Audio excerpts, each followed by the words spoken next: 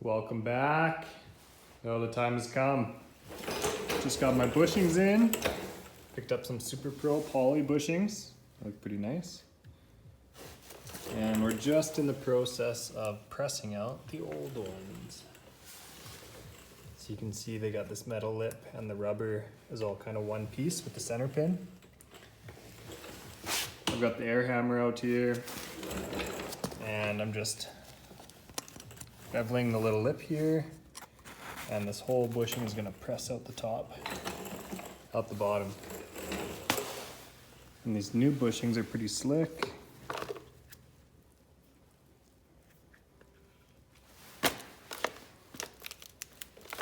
So she'll be something like that. Comes with installation grease. And I thought these were going to be a really hard plastic. But if you were gonna pick something like this up for a daily driver, I think it'll turn out really well. Because they do have some flex. If you can see that there.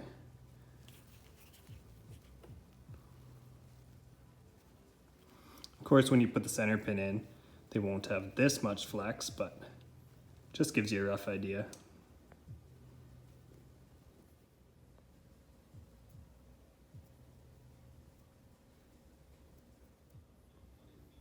Just finished up a couple adjustments on the Turbo Summit. This thing is a riot.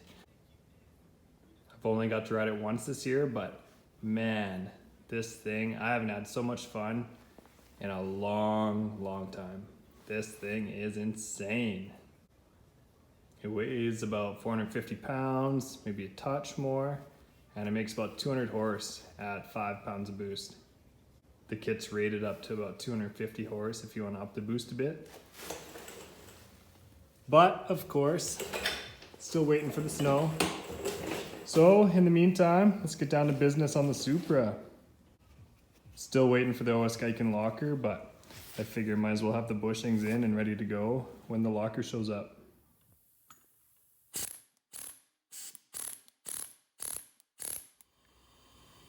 Got a little bit of penetrating fluid. And I'm just gonna soak this rubber a little bit. Should make it a little easier to press out. Oh man, she's being stubborn, but it's almost there.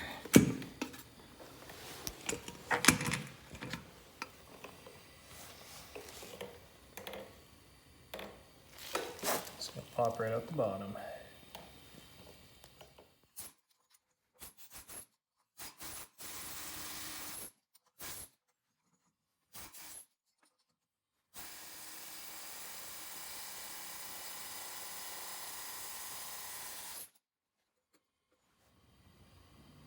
Original bushings from '97, definitely put up a fight.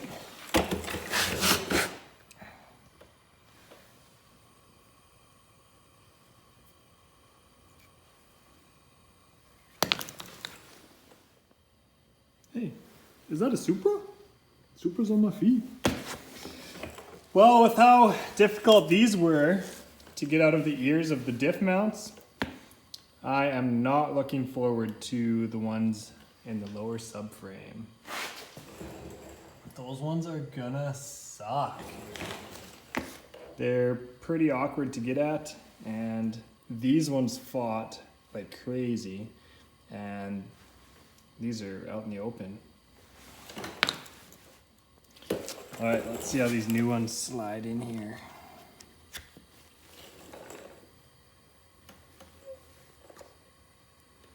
Oh yeah, that fits nice.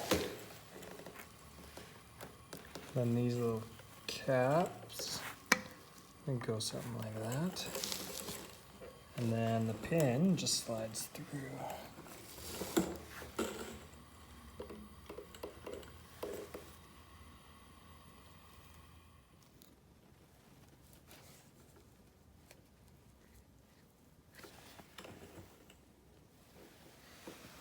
Perfect fit. It's a nice looking setup. Then the factory bolt.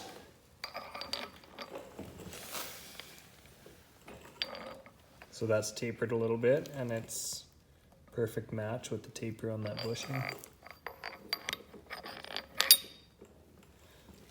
Nice, I like it.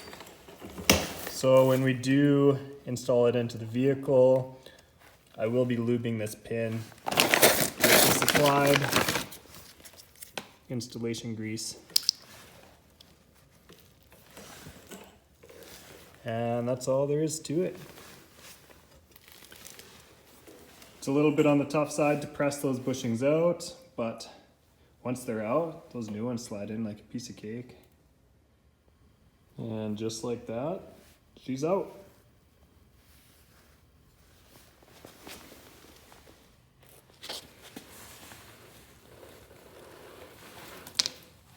I'm just showing you that flex again. And she goes.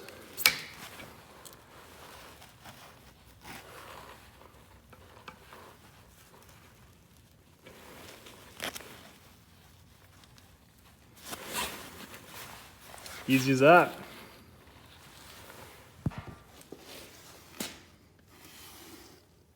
Only thing left is installation grease. And then these are the factory spacers that went on top. And they're just a little bit thicker. So we got these spacers. And that makes them the same thickness.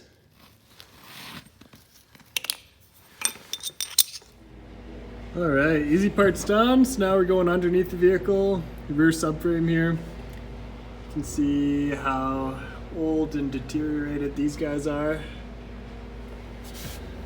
Nice new guys going in. So it looks like it's kind of going to be the same thing. This lip is going to be pushed towards the back of the car. And we're gonna drive these guys out towards the back.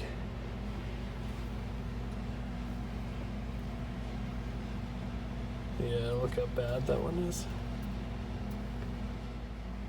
These guys are gonna look much better, and it's gonna eliminate a lot of wheel hop. I think this worn out bushing especially is kind of my culprit for all my wheel hop. But my sway bar linkage is in the way. So we're just gonna drop the sway bar linkage just to clear up some space and drive these guys out.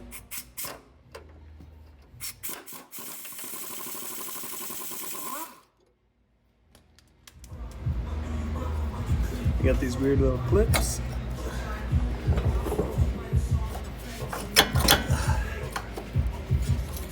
These clips up, and there we are. Now we should have enough room to slip these guys out. And here we go.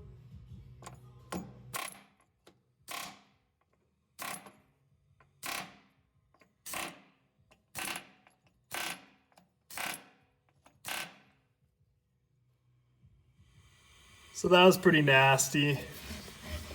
This thing's cracked so bad that when I started air hammering, water, like old rusty dirty water, splooged out of there. It got all over me.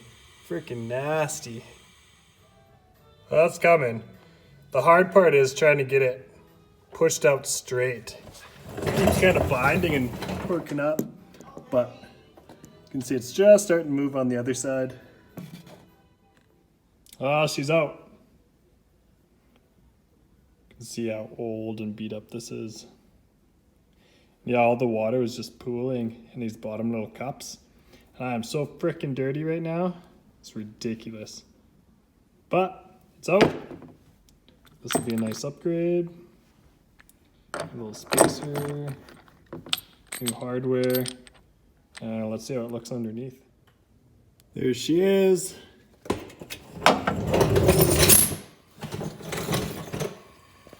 So I had a couple of rough edges. I just took a little bit of sandpaper just to get the burrs off. And this guy is gonna press in the backside.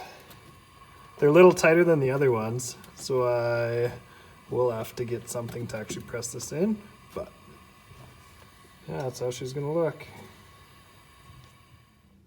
thin layer of their assembly lube, and we're going in.